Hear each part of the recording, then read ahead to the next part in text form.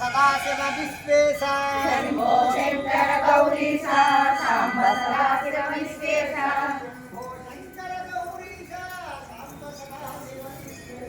శంభో శంకర గౌరీశ సాంబ సదాశివ విశ్వేశ గౌరీశ సాంబ సదాశివ విశ్వేశ శంభో శంకర గౌరీశ సాంబ సదాశివ విశ్వేశ శంభో శంకర గౌరీశ సాంబ సదాశివ విశ్వేశ ఓం శివాయ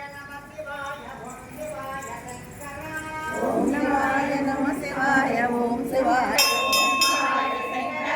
నమ శివాయ శంకర నమ శివాయ శంకర ధరణి సుందరేశ ఓం శివాయ శంకర ఓం శివాయ శంకర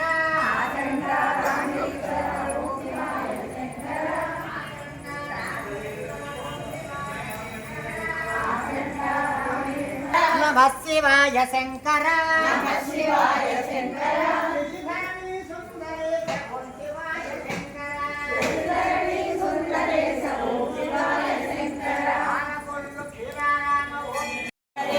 ఓం శివాయ శంకర శశిధరణి సుందరేశ ధరణి సుందరేశ ఓం శివాయ శంకర శివాయ నమ శివాయ ఓం శివాయ శంకర ఓం శివాయ నమ శివాయ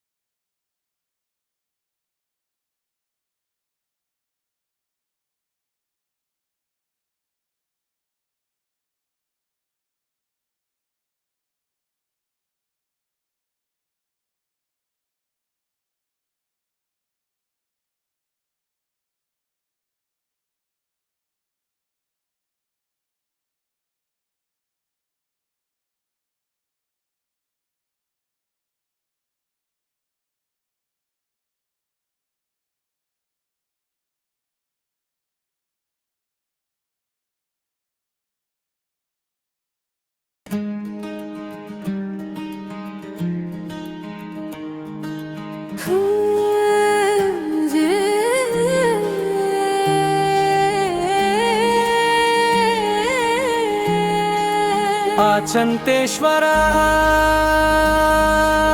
జగదాధార శంకర స్వామి వారికి పరిక్రమణ అంటే ప్రదక్షిణా కార్యక్రమాలు గత 5 వారాలుగా దిగ్విజయంగా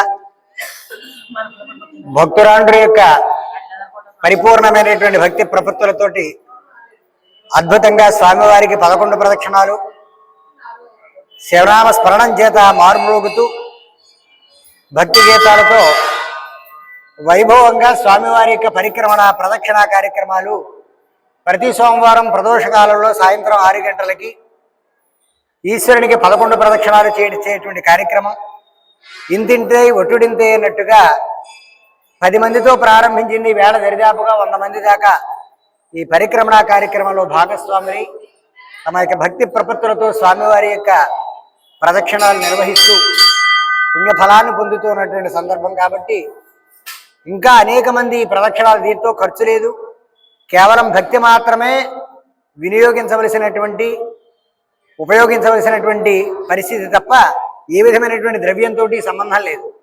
డబ్బు రూపాయి ఖర్చు పెట్టక్కర్లా, కేవలం భగవన్నాస్మరణంతో మాతో ప్రదక్షిణం చేయడం మాత్రమే, కేవలం భక్తి మాత్రమే ఖర్చు అవుతుంది. కొంత శ్రమ 11 సార్లు తిరగడానికి కొంత శ్రమ మాత్రమే వినియోగించవలసిన పరిస్థితి. కాబట్టి అందరూ కూడా విశేషంగా వచ్చి ఈ ఆధ్యాత్మిక కార్యక్రమాన్ని మరింతగా పెంపొందించాలని, స్వామి యొక్క పరిపూర్ణమైనటువంటి అనుగ్రహాన్ని అందరూ కూడా పొందాలని కోరుకుంటూ మనకి మహాశివరాత్రి దివ్యమైనటువంటి క్షేత్రంగా విరాజిల్లుతూ శైవ క్షేత్రాలన్నిటి చోట కూడా శివరాత్రి కార్యక్రమం మహావైభవంగా జరుగుతుంది. అయితే మన ఆచండ క్షేత్రం చాలా విశేషంగా జరుగుతుంది అని పురాణ ఇతిహాస కాలాల నుంచి కూడా చాలా విశేషమైనటువంటి వైభవమైనటువంటి కళ్యాణ మహోత్సవం 5 రోజులు కూడా అద్భుతమైనటువంటి విశేషణాలతో జరుగుతూ ఉంటుంది. అనేకమైనటువంటి కార్యక్రమాలతో అనేక రకాలైనటువంటి విశేషణాలతో జరుగుతూ ఉండేటువంటి ఈ మహాశివరాత్రిలో భాగంగా మనందరం అంటే భక్తులందరూ ఈ ప్రదక్షిణ కార్యక్రమంలో పాల్గొనేటువంటి వారు గత సంవత్సరం కూడా మహాశివరాత్రికి మనం ఈ వేదికని కమిటీ వారి యొక్క అలాగే ఈవో గారి యొక్క అనుమతితో ఈ ఆధ్యాత్మిక క్షేత్రంలో శైవ క్షేత్రంలో అద్భుతంగా మనం చక్కగా పారాయణ చేయడం జరిగింది.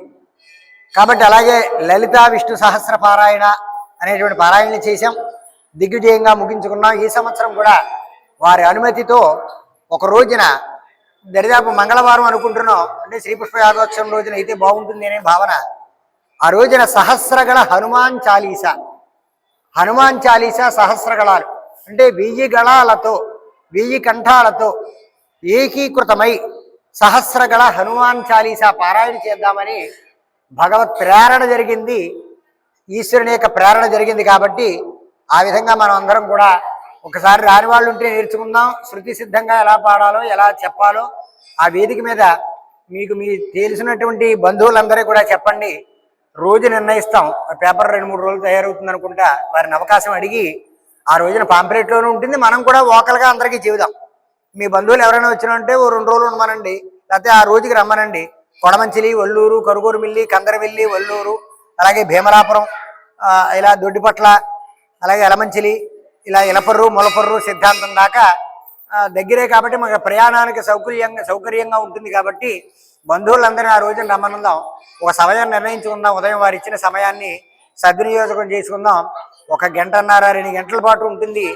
ప్రతి హనుమాన్ చాలీసా పారాయణ జరిగిన వెంటనే స్వామికి హారతి ఇవ్వడం, మళ్ళీ ఇది ఎందుకు చేస్తున్నాం అనేటువంటి లోకోపకారార్థమై, లోక కళ్యాణ సిద్ధ్యర్థమై, హైందవ ధర్మ పరిపూర్ణమైనటువంటి వృద్ధివంతం అవడం కోసమై, లోకమంతా కూడా సమస్తమైనటువంటి లోకము కూడా ఆనందదాయకంగా ఉండడం కోసమై, కేవలం మన కోసమే కాదు, యావత్ ప్రపంచము, యావత్ దేశము, యావత్ రాష్ట్రము, మన ఆంధ్ర రాష్ట్రము, అలాగే మన గ్రామము, మన కుటుంబ సభ్యులు వీళ్ళందరూ కూడా ఆనందదాయకంగా ఏ విధమైనటువంటి ఇబ్బందులు లేకుండా ఉండాలి అనేటువంటి భావన చేత భక్త కబీర్ జాతి చేత చెప్పబడినటువంటి ఆ యొక్క హనుమాన్ చాలీసా చక్కగా పారాయణ చేద్దాం. ఆ పారాయణ అయిన తర్వాత అందరికీ కూడా ఒక్కొక్క ఫ్లాగ్ ఇవ్వబడుతుంది. అంటే హనుమాన్ ముద్ర కలిగినటువంటి ఒక్కొక్క ఫ్లాగ్ ఇవ్వబడుతుంది. ఆ ఫ్లాగ్ ఎవరికి వాళ్ళే పట్టుకెళ్ళి ఇంటి దగ్గర ధ్వజంగా ఎగరేసుకోవచ్చు, వాళ్ళ ఇళ్ళ దగ్గర పెట్టుకోవచ్చు, వీధిలో అందరికీ కనపడేలా పెట్టుకోవచ్చు. దానివల్ల అనేక రకాలైన దృష్టి దోషాలు నివృత్తి చేయబడతాయి. కాబట్టి ఈ కార్యక్రమాలన్నీ కూడా వేరే ఉంటాయి. కాబట్టి ఆ ఏర్పాటు చేద్దాం. అలాగే వచ్చిన వారిని కూడా భోజనాలు పెట్టేటువంటి ఏర్పాటు వారు దేవస్థానం వారిని అడుగుదాం. మన కమిటీ వారు చక్కగా కొన్ని వేల మందికి పెడుతున్నారు, లక్షల మందికి, మనకేం పెద్ద భారం కాదు వాళ్ళకి.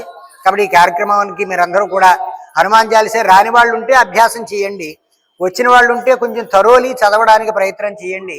పుస్తకం పుచ్చుకునే చదవచ్చు అందరూ కూడా. కంఠతా వస్తే మంచిదే, లేకపోయినా ఆర్కెస్ట్రా పెడతాం. వేళ మృదంగము, వీణ, హార్మోనియం ఏవో ఉంటాయి కొన్ని ఆర్కెస్ట్రాలు. వాటితో పాటుగా మనం స్వరసిద్ధంగా, శృతి సిద్ధంగా, ఒక చక్కటి హృదయంగా పారాయణ చేయడానికి ప్రయత్నం చేద్దాం. ఆ కార్యక్రమంలో మనందరం కూడా పాల్గొందాం. మీరు ఒక్కొక్కరు ఒక్కొక్క 5 మందిని పోగేస్తే 1000 మంది అవడం అవలేలుగా అయిపోతుంది. కాబట్టి ఒక్కొక్కరు ముందరంటే మనం ఏదైతే అనుకున్నామో సంఖ్య సహస్ర గళము అనుకున్నామో ఆ 1000 మందిని మనం వేదిక దగ్గరికి రెప్పించగలిగితే సరిపోతుంది. అంతకన్నా ఎక్కువ వచ్చిన ఆనందమే. అలాగే అంతర్వేది నాతో కొంతమంది వచ్చారు మొన్న మధ్యన. గత సంవత్సరం భీష్మ ఏకాదశికి కళ్యాణం జరిగినప్పుడు నాతో కారు వేసారు, ఒకసారి వచ్చారు. మరి ఏం చేస్తారో తెలియదు. అక్కడ కూడా వెళ్ళి పారాయణ చేశాం. అద్భుతమైనటువంటి స్పందన వచ్చింది. అందరికీ భోజనాలు ఏర్పాటు చేశారు, ప్రసాదం ఇచ్చారు, దర్శనం ఉచితంగా జరిగింది, చాలా విశేషంగా జరిగాయి. కాబట్టి చూద్దాం మరి ఏం జరుగుతుందో. కాబట్టి ఈ ప్రయత్నంలో ఉన్నాం. కాబట్టి మీరందరూ కూడా మరింతమందిని పాంప్లెట్లు కూడా వేద్దాం, మరింతమందిని ప్రేరణ చేయడానికి ప్రయత్నం చేయండి. మనతో పాటు వాళ్ళు కూడా భాగస్వాములు అవుతారు. ఈ పుణ్యఫలంలో వారు కూడా కొంత భాగస్వామ్యం పొందుతారు. ఆత్మీయ గోదావరి ఛానల్ను